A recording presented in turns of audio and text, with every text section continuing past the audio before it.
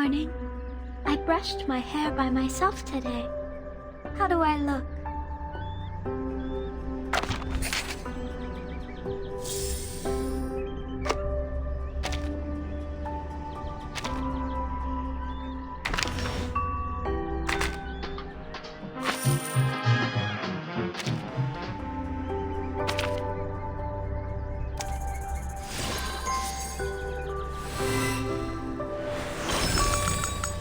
Silence.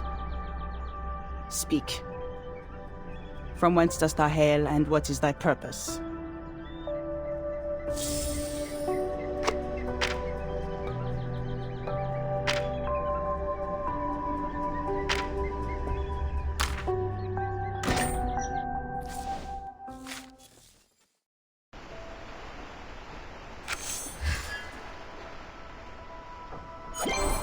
Thank you.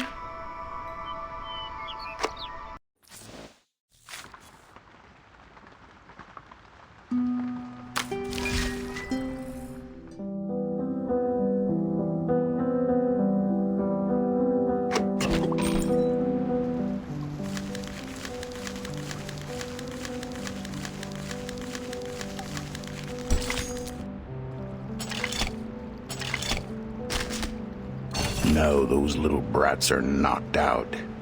You notice that old gum sticking to the bottom of their shoes, like crushed leeches.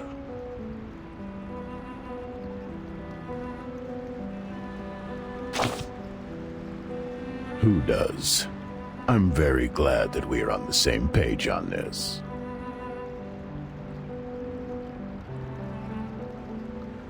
Describing an abandoned carbohydrate gum won't give anyone pleasure.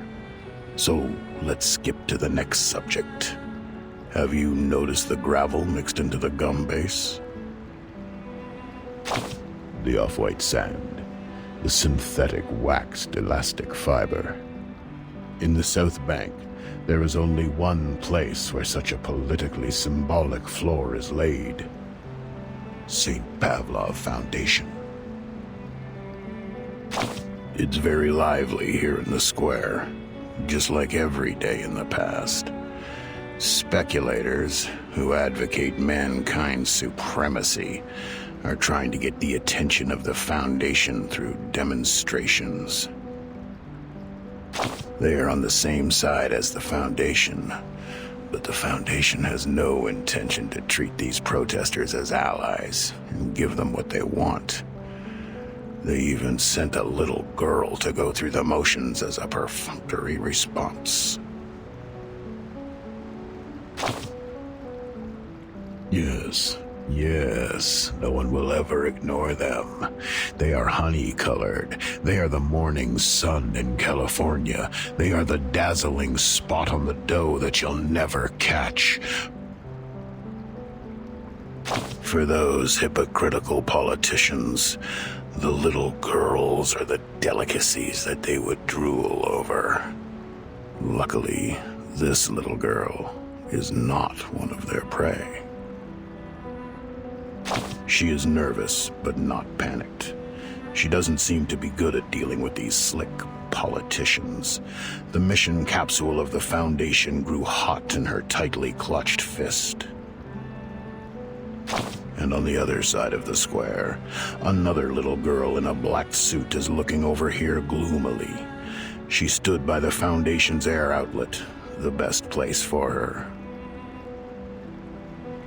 The position that is too marginal to be further marginalized. That's the best portrayal of the second-generation immigrants in the 20th century.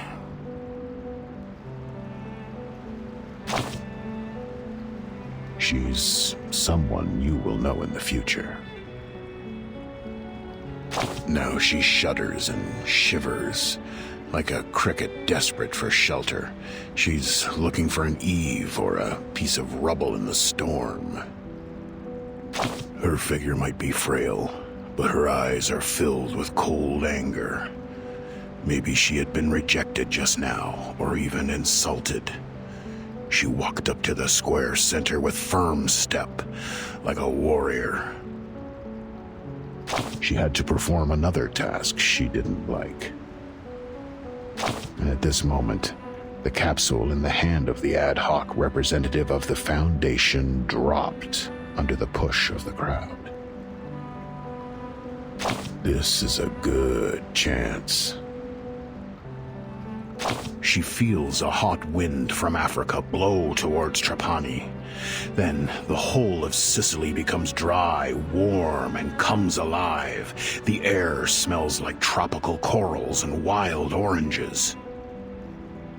That wind is never supposed to be part of this cold winter, but the warm vibe lingering and dancing in her mind reminds her to live on.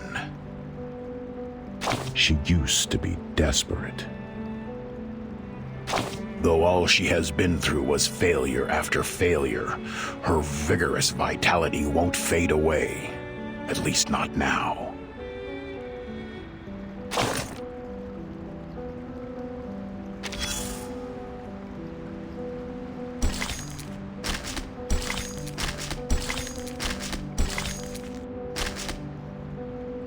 What are you doing? Why did you pick up that cold, opaque, opalescent glass wine bottle from the ground at this most critical moment? The scream outside the parking lot, the friction between the brake pads and the wheel drums, or the story unfolding like giallo films. Obviously, none of them are as impressive as this bottle. I can tell that you got good taste. You know it's not easy to get this stuff these days. But why are you staring at the bottom and licking your lips? Tell me, you are not going to take a sip, are you? This is not a wise choice. You can't see the color of the liquid inside the glass.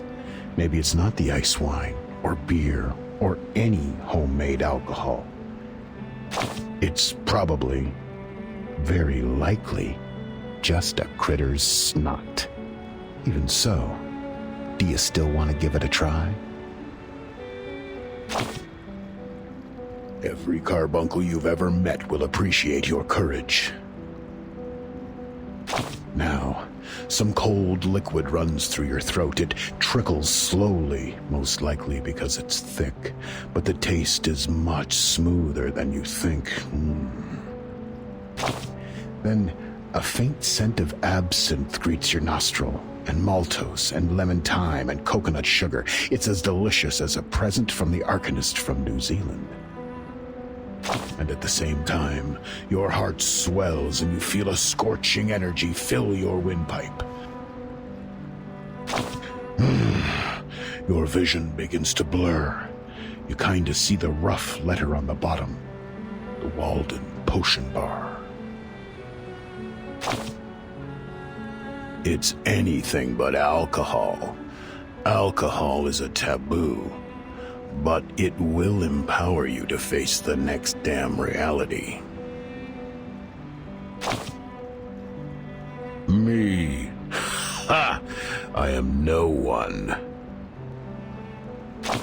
But I can also be anyone.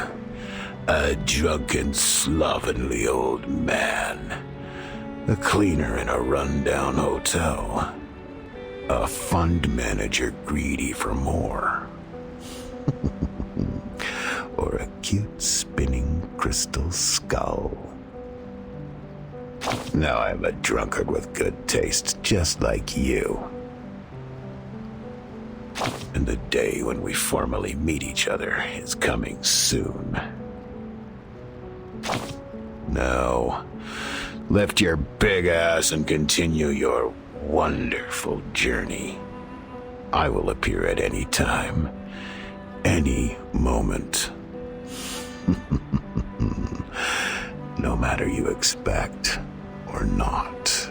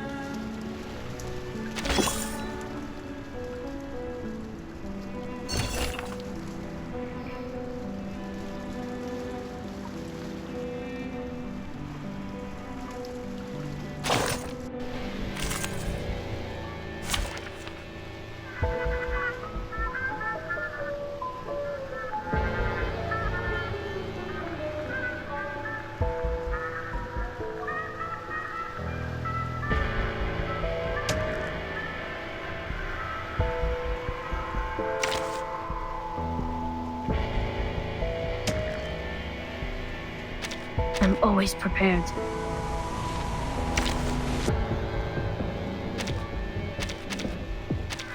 There will be some differences between theory and practice.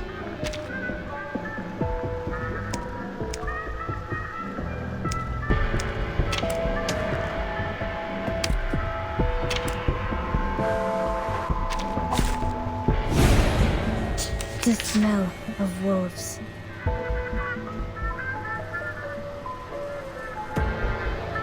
My sword sharp. The bullets are loaded. Oh, I can't agree more. So long lives this, and this gives power to thee. Bad wolves, die. Fine.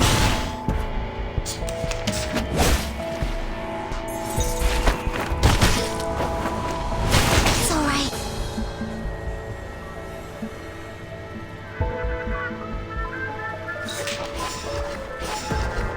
Affirmative.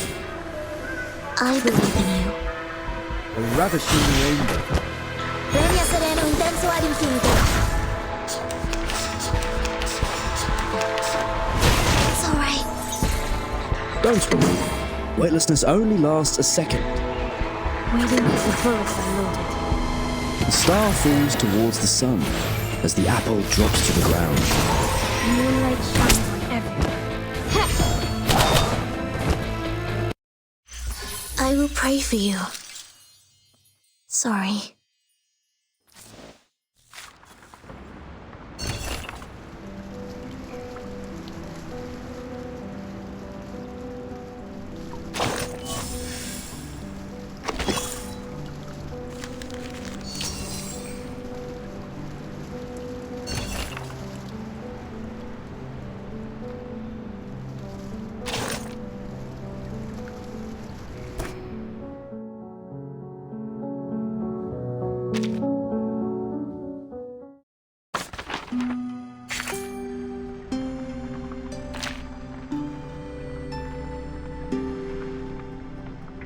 Please, teach me how to use Arcanum and master it better, so that I could recover and not get sick again.